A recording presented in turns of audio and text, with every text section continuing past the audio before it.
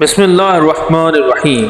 السلام علیکم دوستو، آج کی اس ویڈیو میں آپ کو بتاؤں گا کہ عود بن انق کون تھا جو دریا میں سے مچھلی نکال کر سورج کی طرف بلند کرتا تھا اور اس کو سورج کی تپش میں بھون کر کھاتا تھا۔ عود بن انق کی ماں کون تھی، اس کا حضرت آدم علیہ السلام سے کیا رشتہ تھا، عود بن انق طوفان نوح سے کشتی نوح میں بیٹھے بغیر کس طرح سے بچ نکلا اور اس کو حضرت موسیٰ علیہ السلام نے کس طرح سے مار گرایا، یہ سب دیکھنے کے لیے اس ویڈیو کو آخر تک ضرور دیکھیں اور میرے چینل کو سبسکرائب کر دیں۔ کہانی اس طرح سے ہے کہ عود بن انق جس کا قد 23,333 ہاتھ لمبا تھا اور اس کی خصوصیت یہ تھی کہ وہ بادل کو ہاتھوں میں پکڑتا اس کو نچوڑ کر پانی پیتا تھا، وہ دریا میں سے مچھلی نکالتا تھا اور اس کو سورج کی روشنی میں بھون کر کھاتا تھا۔ وہ اس کا اتنا بڑا قد تھا کہ جب طوفان نوح آیا تو تمام انسان اس طوفان نوح میں ڈوب کر مر گئے، لیکن طوفان نوح کا پانی اس کے گھٹنوں تک بھی مشکل سے پہنچ پایا، جس کی وجہ سے وہ زندہ بچ گیا اور اس کو کشتی نوح میں بھی جگہ نہ ملی، کیونکہ وہ اتنا بڑا تھا کہ کشتی نوح کے ڈوبنے کا بھی خطرہ تھا۔ اسی طرح سے عود بن انق کی ماں حضرت آدم علیہ السلام کی بیٹی تھیں جو پہلی اللہ کے بغاوت میں کھڑی ہونے والی تھی، اس کا نام عناق بنت آدم تھا۔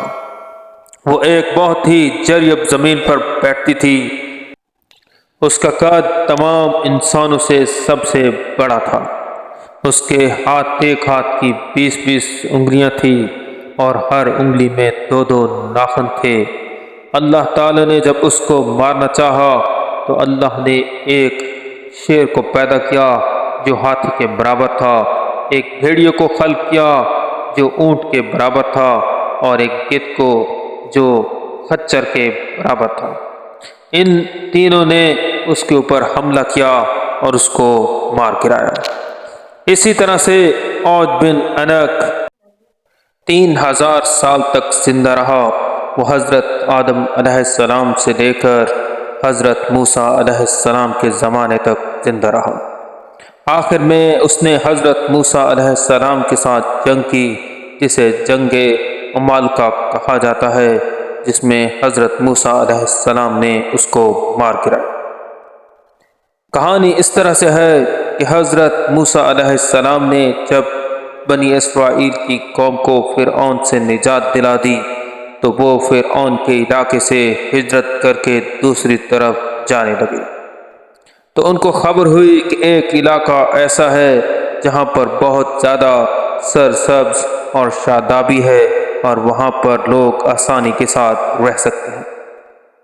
تو حضرت موسیٰ علیہ السلام نے اسباط کی اولاد سے 12 لوگوں کو منتخب کیا اور کہا کہ آپ لوگ جاؤ اور پتہ کرو کہ کہاں پر زیادہ سرسبز اور شادابی ہے تاکہ وہاں پر جا کر ہم لوگ بچ سکیں۔ تو حضرت یوشع بن نون اور جناب کالب بن یوحنا کی قیادت میں وہ لوگ جنوب کی طرف چلے اور ایک مقام جبرون پر پہنچے جہاں پر حضرت ابراہیم علیہ السلام کو دفن کیا گیا۔ تو انہوں نے دیکھا کہ وہاں پر ایک قوم آباد ہے جو عود بن انق کی خدمت میں مشغول ہے، وہ اتنا بڑا ہے کہ وہ سورج کی روشنی میں مچھلیوں کو پکڑ کر بھون کر کھاتا ہے۔ تو جب انہوں نے دیکھا کہ یہ اتنا بڑا ہے تو وہ ڈر گئے، خوف زدہ ہو گئے۔ تو جب عود بن انق کو خبر ہوئی تو اس نے ان کو پکڑ لیا اور اپنی جیب میں ڈال لیا۔ اس کی جیب اتنی بڑی تھی کہ 12 لوگوں کو ایک ساتھ اس نے اپنی جیب میں ڈال لیا۔ وہ لے کر اپنے بادشاہ کے پاس پہنچا اور اس نے کہا کہ یہ دیکھیں، یہ لوگ ہم سے جنگ کرنا چاہتے ہیں اور ہم سے لڑنا چاہتے ہیں۔ تو جب عود بن انق کی ماں نے یہ دیکھا تو کہا کہ ان کو چھوڑ دو، یہ جا کر اپنی قوم کو بتائیں گے کہ تم کتنے بڑے اور بہادر ہو، اس طرح سے وہ ہم سے جنگ نہیں کریں گے۔ تو اس طرح سے عوج بن عنق نے حضرت موسیٰ علیہ السلام کے ان 12 لوگوں کو زندہ واپس جانے دیا۔ تو ان سب نے یہ فیصلہ کیا کہ ہم حضرت موسیٰ علیہ السلام اور باقی اپنی قوم کو عوج بن عنق کے بارے میں نہیں بتائیں گے، تاکہ وہ خوف زدہ نہ ہو جائیں اور جنگ سے پیچھے نہ ہٹیں۔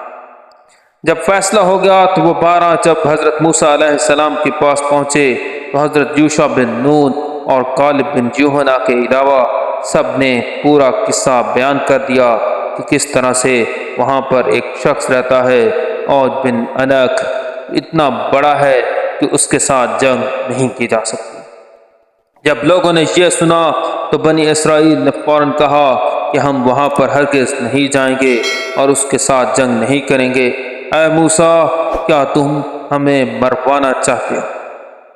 تو جب حضرت موسیٰ علیہ السلام نے یہ سنا تو انہوں نے کہا کہ اللہ کا حکم ہے کہ ہم وہاں پر جائیں اور ان سے جنگ کریں، لیکن پھر بھی کوئی بھی تیار نہ ہوا۔ آخر کار حضرت موسیٰ علیہ السلام یوشع بن نون اور جناب یوحنا کے ساتھ چلے اور جا کر عوج بن عنق کا مقابلہ کیا۔ جب عوج بن عنق نے دیکھا تو وہ ہنسنے لگا، مذاق اڑانے لگا کہ اب تم میرا مقابلہ کرو گے؟ میں اگر تمہارے سر میں اپنی انگلی بھی مار دوں تو اس سے تمہارے سر پھٹ کر ریزہ ریزہ ہو جائے گا۔ جب یہ سنا تو وہ فوراً پیچھے گیا اور اس نے ایک پورے پہاڑ کو اپنے سر پر اٹھا لیا۔ وہ اتنا بڑا پتھر تھا کہ اس نے کہا کہ میں تمہاری پوری قوم پر یہ پتھر پھینکوں گا اور سب کو ایک ہی پتھر سے پیس کر رکھ دوں گا۔ تو جب اس نے پتھر کو اٹھایا، اللہ تعالیٰ نے ہدہد پرندے کو حکم دیا، اس نے اس پتھر میں سوراخ کر دیا، جس کی وجہ سے وہ پتھر گرا اور اس کے سر میں پھنس گیا۔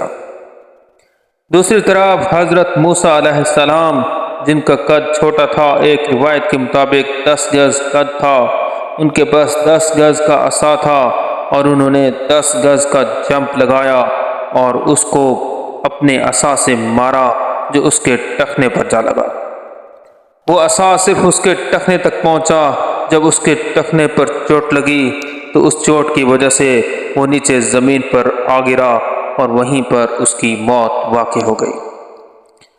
اس کے بعد اس کی لاش دریائے نیل پر کافی عرصہ پڑی رہی اور لوگ اس کے ذریعے پل کا کام کرتے رہے اور وہ دریا پار کرنے کا کام آتا تھا۔ اس طرح سے اللہ تعالیٰ نے عوج بن عنق، جو پوری دنیا میں سب سے بڑا تھا، حضرت موسیٰ علیہ السلام کے عصا کے ذریعے ختم کر دیا۔